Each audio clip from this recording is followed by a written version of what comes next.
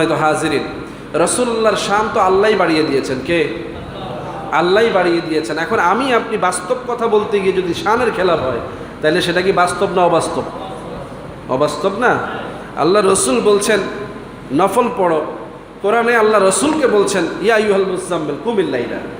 ওই নফল পড়ার জন্যই রসুলকে আল্লাহ কোরআনে আয়াত দিয়ে আদেশ দিচ্ছেন। মানে আদেশ কি রসুলকে দিচ্ছেন না আমাদেরকে দিচ্ছেন? আমাদেরকে। তো সেই নফলের ব্যাপারে গুরুত্ব আছে না নাই? রসুলের মর্যাদাকে যদি কেউ খাটো করে, আল্লাহ কোরআনে বলছেন ইন্নাল্লাহা ওয়া মালাইকাতাহু ইউসাল্লুনা আলান নবী ইয়া আইয়ুহাল্লাযীনা আমানু সাল্লু আলাইহি ওয়া সাল্লিমু তাসলিমা। আল্লাহ বলছেন ফেরেশতারাও আমার নবীর উপরে দোয়া করে। দরুদ মানে দোয়া, সাল্লু আলাইহি পড়ে, আমিও তার উপরে কল্যাণ বর্ষণ করি, এটাকেও দরুদ বলা হয়েছে। আর তোমরাও কি করো? আমার নবীর উপরে দরুদ তথা দোয়া করো এবং সালাম দাও। তোমরা দোয়াও করবা, সালামও দিবে। এটা উম্মতের জন্য স্পেশাল। আল্লাহ সালাম দেন না, ফেরেশতারা সালাম দেন না, তারা শুধু দোয়া করে, কারণ তাদের মর্যাদাটা ভিন্ন স্তরের। কিন্তু আমরা নবীকে দোয়াও করব, সালামও দিবে। দোয়া বলতে আবার আপনারা বুঝেন না, নবীকে দোয়া করা আবার নতুন কথা। দরুদ মানে দোয়া না বুঝে তো অনেক সময় আমরা দোয়া দরুদকে আলাদা করে ফেলি। এই জন্য আমাদেরকে বুঝিয়ে বলতে হয় দরুদ মানে দোয়া। তার মানে রসুলের উপরে দরুদও পড়তে হবে, সালামও দিতে হবে। দরুদ আর সালাম এক জিনিস না। কথা বুঝতেছেন? তাহলে এখন যেই মজলিসে দরুদ পড়া হবে, যেই মজলিসে সালাম দেওয়া হবে, ওই মজলিসটাকে যদি কোনো কারণে আপনি প্রশ্নবিদ্ধ করলেন, তাহলে আপনি ক্ষতিগ্রস্ত হলেন। কথা বুঝতেছেন? আপনি না করেন আপত্তি নাই, কিন্তু কোনো কৌশলের আশ্রয় নেবেন না। আপনি নিজে সুযোগ নাই করবেন না, কেউ করতে চায় তাকে আপনি পরিবেশ তৈরি করে দেন, বরকত হবে। কথা বুঝতেছেন? নেককার মানুষগুলোর স্বভাব হচ্ছে এটা, তারা ভালো কাজে কি করে? সবসময় সহযোগী হয়, শরীকও হয়, সহযোগী হয়, কখনো বাধা দেয় না। রাসূলুল্লাহ সাল্লাল্লাহু আলাইহি ওয়াসাল্লাম থেকে আমরা কোরআন পেয়েছি। সেই কোরআনের মাধ্যমে আল্লাহ রাব্বুল আলামিন আমাদেরকে বলছেন ওয়াজকুর রাব্বাকা ফি নাফসিকা তাদাররুআন ওয়া খীফাত। তোমরা আল্লাহকে স্মরণ করো, তোমার রবকে স্মরণ করো, তার মানে জিকির করো। ফি নাফসিকা অন্তরে। কোথায় করো? অন্তর দিয়ে স্মরণ করো।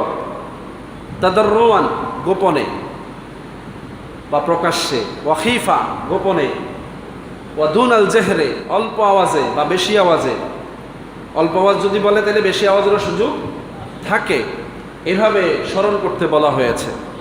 এখন এই যে আল্লাহকে স্মরণ করা, জিকির করা, সেটা জোরে হোক, আস্তে হোক, মনে মনে হোক, কোরআন বলছে এটা জায়েজ। তাহলে আপনি যদি ফতোয়াবাজি করেন না জোরে করা লাগবে না, তাহলে আপনি কোরআনের একটা অর্থ নষ্ট করলেন। আপনি যদি বলেন না জোরেই করতে হয়, আস্তে করতে হবে না, তাইলেও আপনি আরেকটা ভুল ব্যাখ্যা দিলেন। আপনি যদি বলেন যে না মনে মনে করাই যাবে না, তাইলে আরেকটা ভুল ব্যাখ্যা দিলেন। তার মানে এই তিনটারই সুযোগ আছে, যে যেটাতে সক্ষম, যেভাবে সম্ভব সেভাবে সে করবে। আল্লাহ রাব্বুল আলামিন বলছেন বিল গুদুওয়ি ওয়াল আসাল, এবং তুমি এটা সকালেও করো, সন্ধ্যায়ও করো। এখন আপনাকে বলা হলো প্রকাশ্যে, গোপনে, আওয়াজ দিয়ে করো, সকালে সন্ধ্যায় করো। অন্য জায়গায় আসছে যে তুমি সব সময় বকরাতাও আসিলা, সকাল সন্ধ্যা করো, সর্বসময় করো। তার মানে জিকিরের মধ্যেই থাকতে বলা হচ্ছে। তার মানে সব সময় জিকির করাটা কি ফরজ। আপনি বলবেন হুজুর এটা ফরজ তো আদেশ বোঝায় না। আমি বললাম যে আল্লাহ যে সরাসরি বলেছেন, তাহলে আল্লাহ যেটা সরাসরি বলেন সেটাকে সর্বোচ্চ গুরুত্ব দিতে হবে কি হবে না? এখন আপনি বলবেন হুজুর এটা তো আনুষ্ঠানিকভাবে করা হয় না। কই জিকির তো আপনারা সারাদিন করেন না। সারাদিন আমরা এজন্যই করি না, যেহেতু আল্লাহ সুযোগ রেখেছেন। নিজে নিজে করা যাবে, প্রকাশ্যও করা যাবে, গোপনেও করা যাবে, সকালেও করা যাবে, সন্ধ্যায়ও করা যাবে, অনেকে মিলেও করা যাবে, একাও করা যাবে। তাহলে আমি যদি সবসময় মানুষকে খালি একত্রে করার জন্য আদেশ দিই, বাকিগুলো লঙ্ঘন হয় না? আমি যদি শুধু প্রকাশ্যে করতে বলি, তাহলে গোপনেটা লঙ্ঘন হয় কিনা? এজন্য ওলামায়ে কেরাম সুযোগ রেখেছেন, কখনো সকালে, কখনো রাত্রে, কখনো প্রকাশ্যে, কখনো গোপনে, যার যেভাবে ভালো লাগে সেভাবেই যেন জিকিরটা চালু থাকে বলে সুবহানাল্লাহ। কিন্তু জিকির যেন কেউ ছেড়ে না দেয়। আল্লাহ রাব্বুল আলামিন বলছেন ওয়ালা তাকুম মিনাল গাফিলিন, তোমরা গাফেলদের অন্তর্ভুক্ত হইও না। তার মানে এই যে জিকিরটা তোমরা কখনো কোনোভাবে না করে গাফেল হয়ে যেও না, ছেড়ে দিও না, কোনো না কোনোভাবে এটাকে বহাল রেখো। আল্লাহ রাব্বুল আলামিনের জিকির যখনই করা হবে, আল্লাহর রাসূলকে আল্লাহ মর্যাদা দিয়েছেন ওয়া রাফা'না লাকা যিকরাক, আমার জিকির যখন হবে তখনই আপনারও জিকির হবে বলি সুবহানাল্লাহ। আমি এটাকে বুলন্দ করে দিয়েছি, মানে এটাকে খাটো করার কোনো সুযোগ আমি রাখি নাই, তাহলে যখনই আপনি আল্লাহর জিকির করবেন তখনই কার জিকির করবেন?